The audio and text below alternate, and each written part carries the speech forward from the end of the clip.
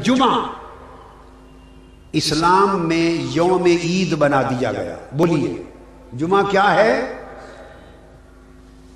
تو وہ جو دو عیدیں ہیں عید الفطر اور عید الاضحیٰ وہ عیدیں شرعی ہیں، وہ واجب عیدیں ہیں، اور باقی عیدیں فرحت و مسرت کی عیدیں ہیں. حضور علیہ السلام نے فرمایا ان من افضل ایامکم یوم الجمعہ، لوگو تمہارے دنوں میں سب سے افضل دن جمعہ کا ہے.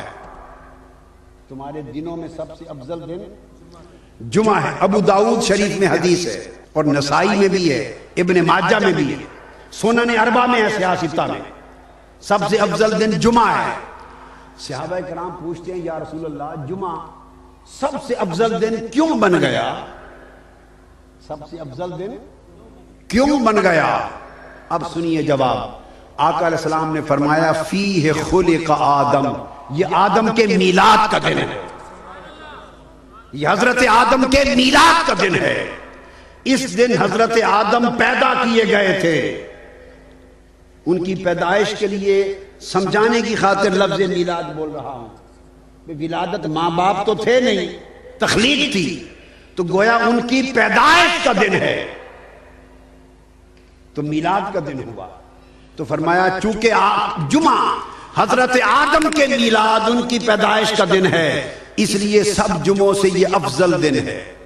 اور آقا علیہ السلام نے یہاں تک فرمایا حدیث پاک میں ان ھذا یوم عید جعلہ اللہ تعالی للمسلمین. آقا نے فرمایا ابن ماجہ میں کہ جمعہ کا دن عید کا دن ہے اور اللہ تعالیٰ نے اسے مسلمانوں کے لیے عید بنا دیا ہے. لوگوں اس دن نہا کر نئے کپڑے خوشبو لگا کر جایا کرو، اس لیے کہ یہ دن آدم کے میلاد کا دن ہے.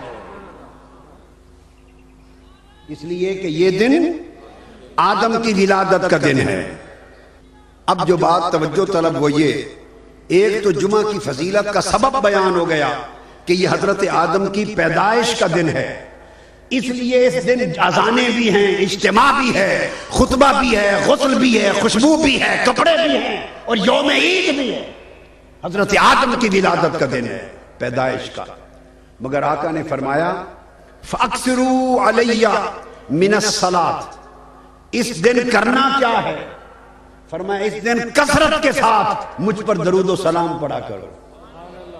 گویا آقا علیہ السلام نے پیغمبر کی پیدائش کا دن اور اپنی ذات پر کثرت سے درود و سلام ان کو جوڑ دیا، ان کو جوڑ دیا. تو جمعہ پیدائش پیغمبر کا دن ہے اور عمل کیا ہے؟ فرمایا کثرت کا درود و سلام، محفل صلاۃ و سلام منعقد کرنا.